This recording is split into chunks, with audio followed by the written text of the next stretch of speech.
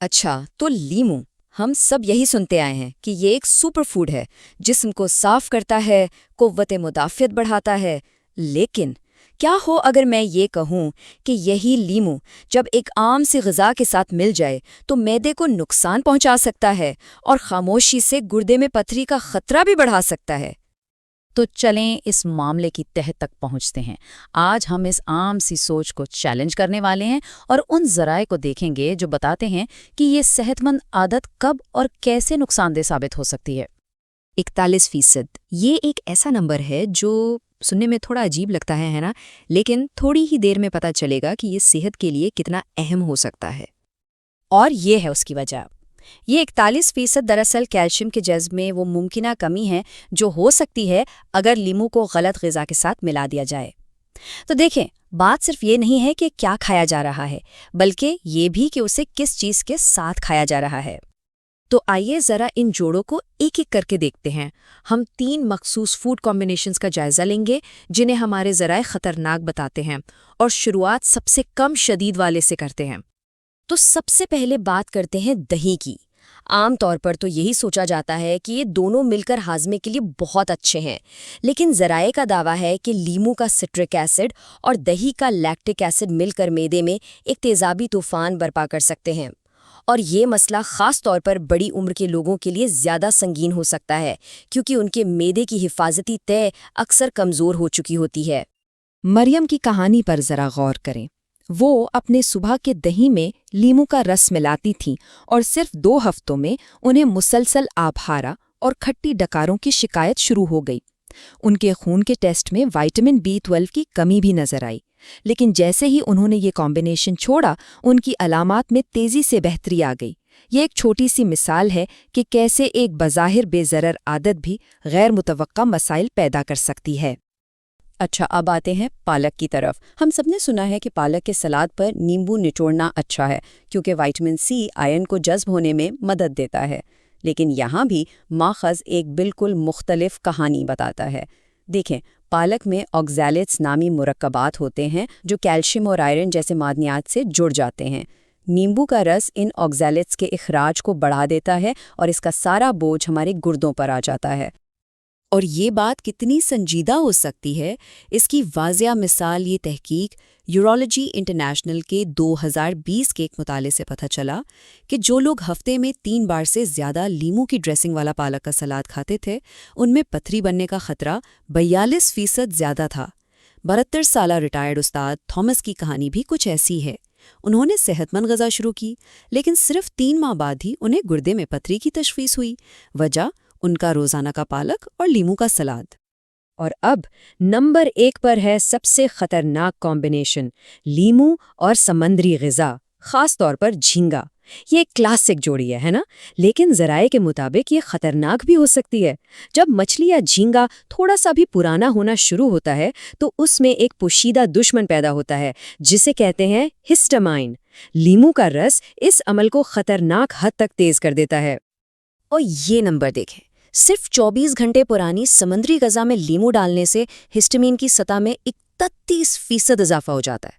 یہ ایک بہت بڑا اضافہ ہے جو ایسی علامات پیدا کر سکتا ہے جسے اسکومبرائٹ پوائزننگ کہتے ہیں۔ آسان الفاظ میں یہ شدید فوڈ پوائزننگ کی طرح ہے جس میں الرجی جیسی علامات بھی شامل ہو سکتی ہیں۔ جوان کی کہانی تو واقعی ڈرا دینے والی ہے۔ انہیں لگا کہ انہیں دل کا کوئی مسئلہ ہے، لیکن اصل مجرم ان کا پسندیدہ لیمو اور جھینگے کا پاستا نکلا۔ جیسے ہی انہوں نے اسے کھانا چھوڑا، ان کی علامات 10 دن کے اندر ختم ہو گئیں۔ تو اہم بات یہ ہے کہ جب تک سمندری غذا کی تازگی کا 100% یقین نہ ہو، اس جوڑی سے پرہیز کرنا ہی بہتر ہے۔ ٹھیک ہے، تو ہم نے خطرات کے بارے میں کافی بات کر لی۔ اب اس تجزیے کے رخ مثبت پہلو کی طرف موڑتے ہیں، کیونکہ جب لیمو کو صحت مند غذاؤں کے ساتھ ملایا جائے تو یہ صحت کا ایک طاقتور اتحادی بھی بن سکتا ہے۔ تو پہلا طاقتور جوڑا ہے لیمو اور بروکولی۔ بروکولی میں ایک مرکب ہوتا ہے جو سلفیوروفین میں تبدیل ہوتا ہے۔ یہ کینسر سے لڑنے والا ایک طاقتور مالیکیول ہے۔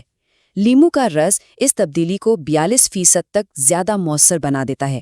69 سالہ ڈیرک کو ہی دیکھ لیں، جن کے جگر کے انزائمز صرف اس امتزاج کو اپنی خوراک میں شامل کرنے سے 3 ماہ میں 18% کم ہو گئے۔